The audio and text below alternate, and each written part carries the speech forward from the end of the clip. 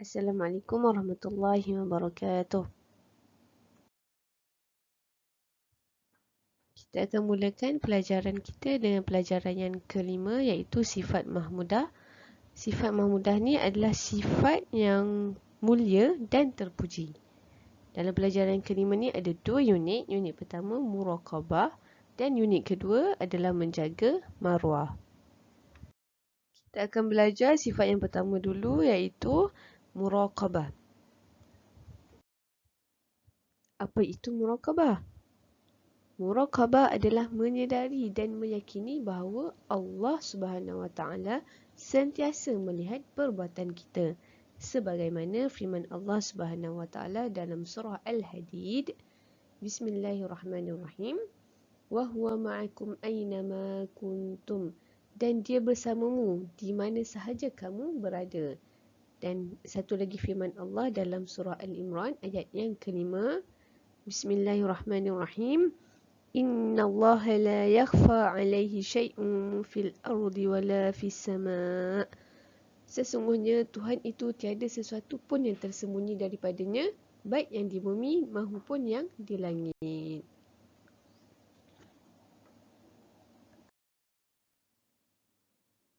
Jadi berdasarkan firman Allah SWT itu tadi, pertama sekali kita boleh lihat seseorang itu hendaklah menjaga niatnya supaya ikhlas kerana Allah SWT dalam segala amalan yang dilakukannya.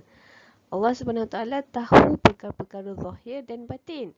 Allah juga maha mengetahui segala yang tersimpan dan tersembunyi dalam hati hamba-Nya, serta meneliti dan mengawasi segala amalan kita.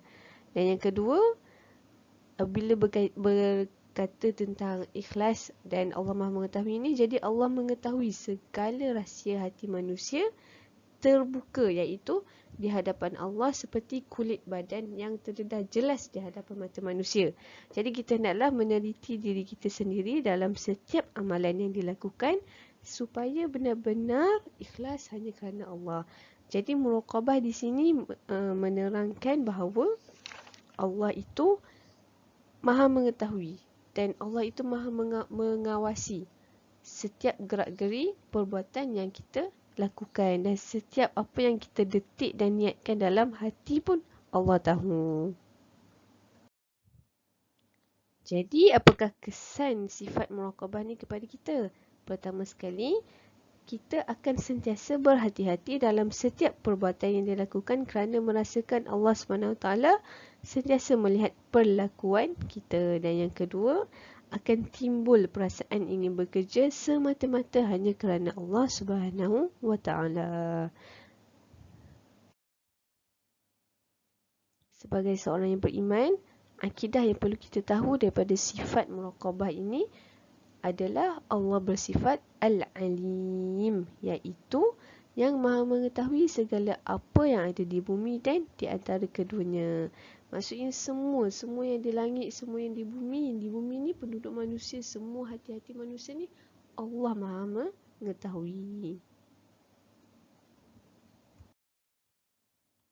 Dan sebagai penutupnya, kita hendaklah meneliti diri sendiri. Ada dua cara untuk kita meneliti diri sendiri kita ni, sama ada kita muraqabah tak, kita ada tak sifat muraqabah kepada Allah tu. Yang pertama sekali, kita boleh menilainya dengan meneliti amalan sebelum dimulakan. Maksudnya kat sini, pastikan setiap amalan kita baik dan diniatkan hanya kerana Allah. Jika sudah jelas amalan kita kerana Allah, maka kita hendaklah meneruskan amalan itu sehingga sempurna. Tapi sebaliknya, kalau amalan itu bukan kerana Allah, maka kita hendaklah segera membetulkan niat atau memberhentikan amalan tersebut.